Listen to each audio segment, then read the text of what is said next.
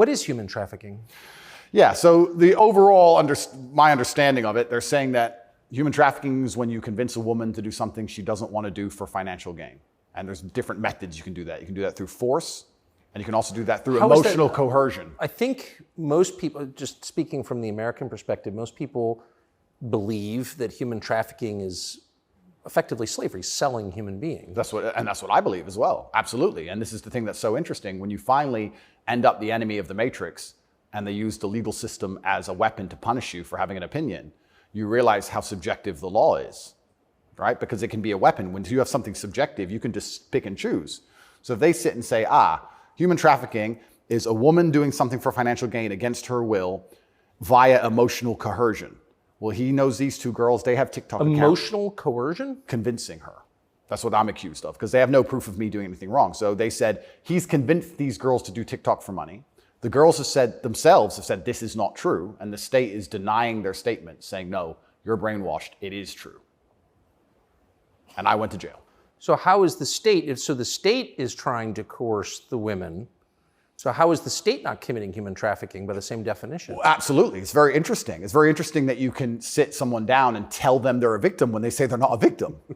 You're a victim of being coerced, and we're going to try to coerce you into conceding you're coerced. Exactly, it's a very interesting scenario. And okay, yeah, and it's a very interesting scenario. And it's up until this point, no judge has looked at the evidence of the case. So up until this point, I've been to court a bunch of times. But the only reason I was in court was to discuss my preventative detention. So under Romanian law, if you being free can impede the investigation, you should stay in jail.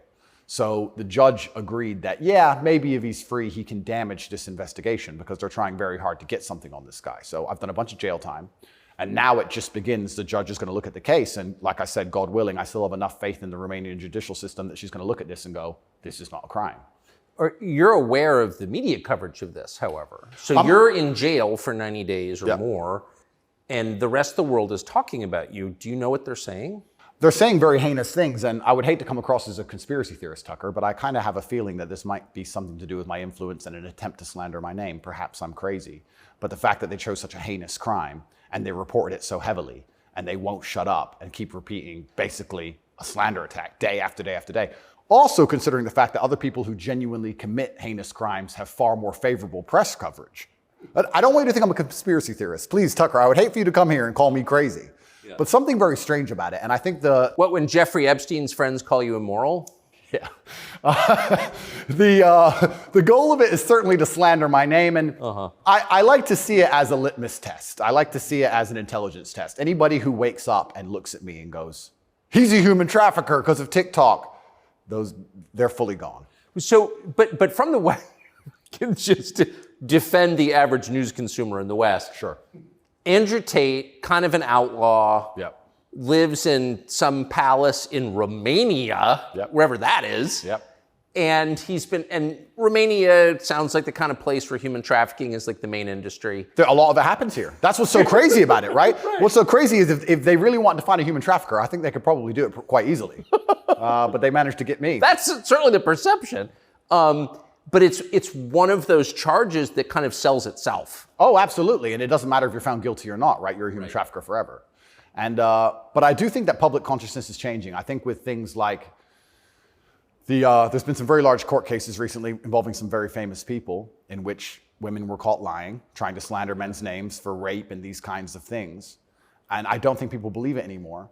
But that scares me to a degree, because I think that the typical weapon, the standardized playbook, is now failing, and I don't know what the new playbook's going to be. It's almost like better the devil you know. That you're too famous, you're too successful, we don't like you. Call him a rapist or a human trafficker, put him all over the news, slander his name, try and wreck his life. Now that nobody believes it, what's the next move? What are they going to try next? Wouldn't it just have been easier to commit like a massive financial crime and defraud people of billions, come up with like a fake cryptocurrency, call it like, I don't know, FTX, or just give a name to it. Yep, something random. You know, steal billions and get your parents involved and buy a bunch of real estate in the Bahamas, and then like you'd be sort of a hero, right? Oh, absolutely. And I would have certainly made a lot more money than TikTok, because I don't think TikTok even pays you for views. And if it certainly does, I never got a single transaction from it. So it's a very interesting scenario. But if I was accused of a financial crime, my name would not be slandered. So No, of course. Well, of course not. You have the presumption of innocence. So just back to the jail thing. So you're in with your brother. at the beginning, I was not, but towards the end, I was, yeah.